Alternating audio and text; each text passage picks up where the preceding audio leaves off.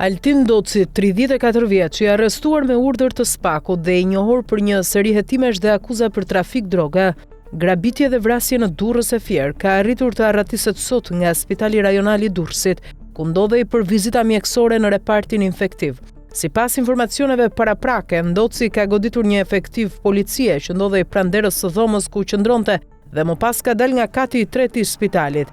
Dyshimet janë se ai mund të ketë marrë ndihmë nga jashtë për të kryer arratisjen. Zona shumë pranë drejtorisë së policisë së qarkut është e mbikëqyrur me kamera dhe po verifikohen të gjitha itineraret që mund të ketë përdorur.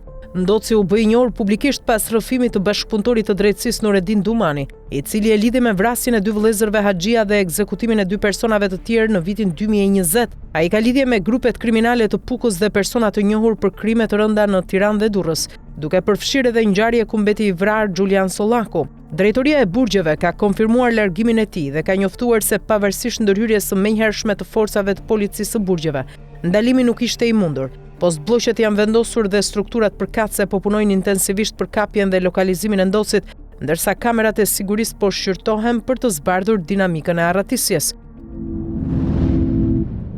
Gjykata e posaçme kundër korrupsionit dhe krimit të organizuar ka vendosur kalimin për gjykim të dosjes në ngarkim të 2 personave të dyshuar për atentatin ndaj ish-prokurorit Arjan Doj më 1 nëntor 2019, ngjarje ku humbi jetën shoferi i tij Andi Maloku.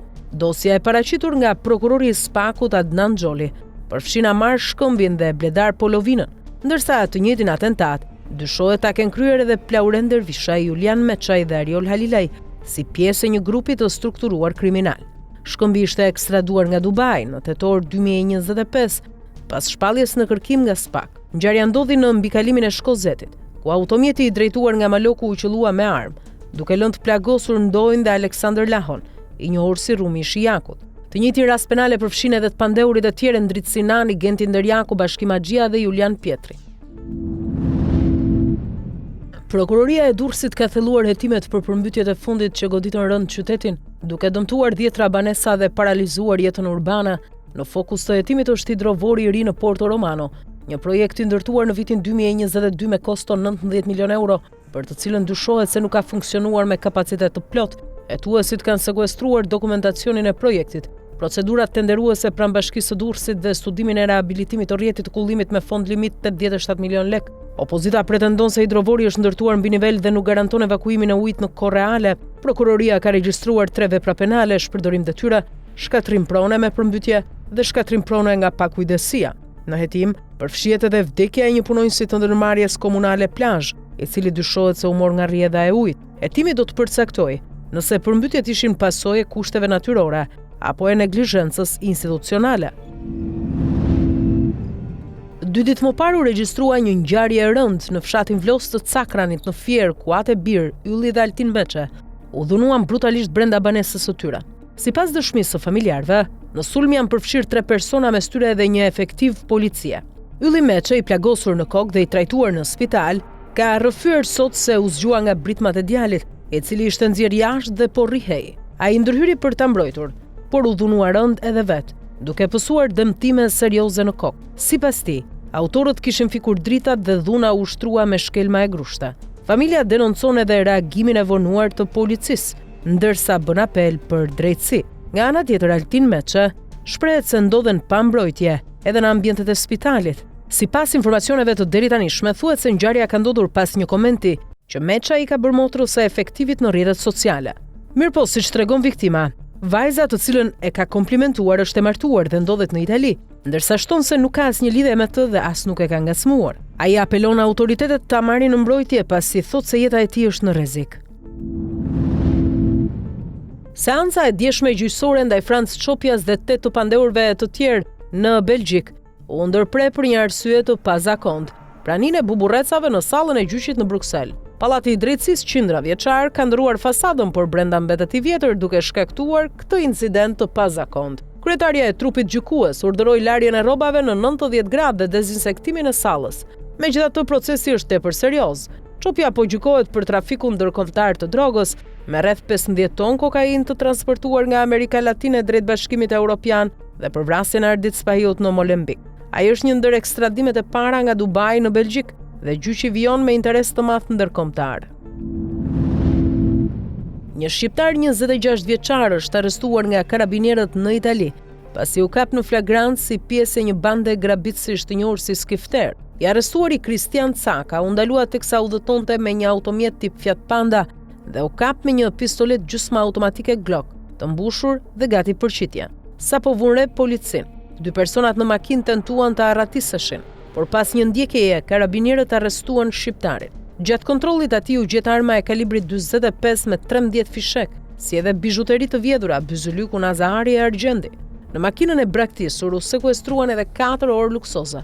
Hetimet treguan se arma ishte vjedhur nga një banesë në Rimini, ndërsa Caka dyshohet se kishte ardhur nga Roma për të kryer grabitje të përsëritura. Ai u arrestua për posedim të paligjshëm arme dhe përvetësim të sendeve të vjedhura, ndërsa bashkëpunëtori i tij mbetet në kërkim.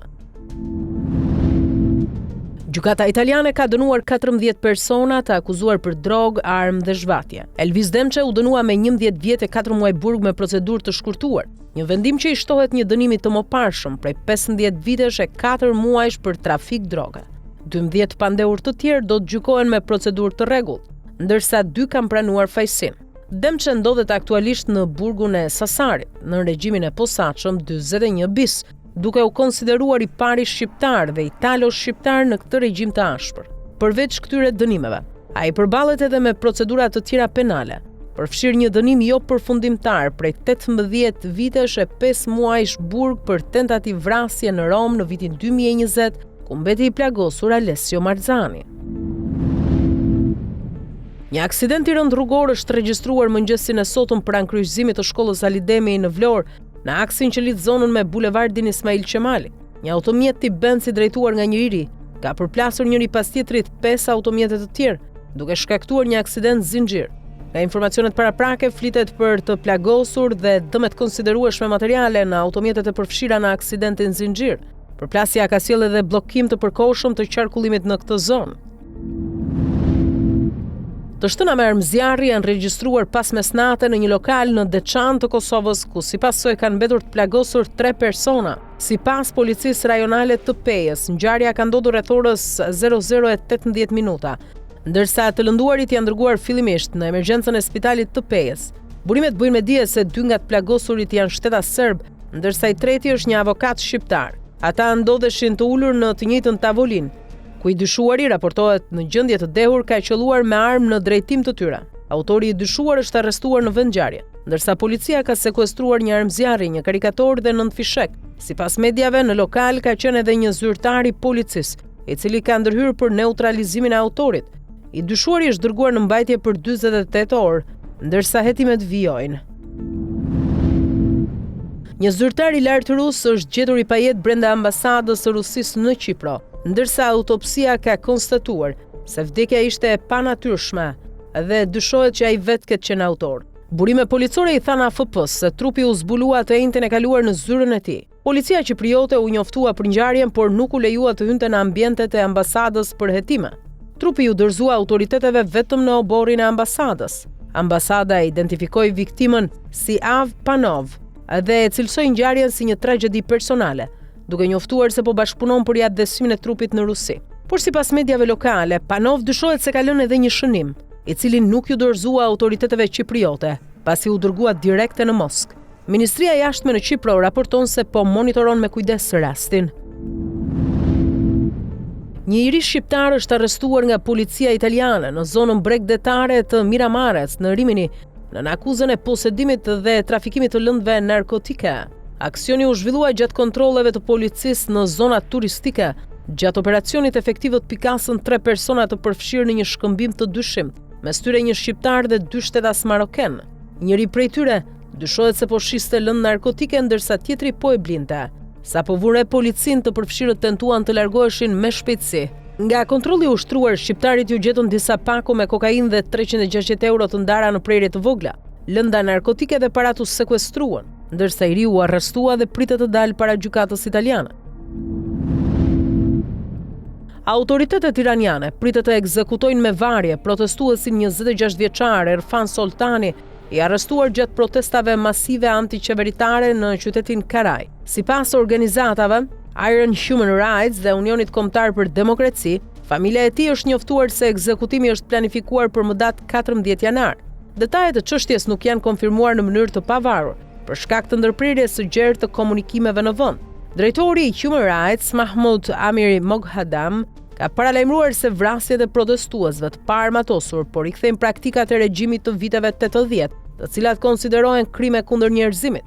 Ai thekson se rreziku i ekzekutimeve masive dhe jashtëgjyqësore është jashtëzakonisht serioz, ndërsa situata në Iran vjen të përshkallëzohet, me mbi 2000 viktima të raportuara nga protestat.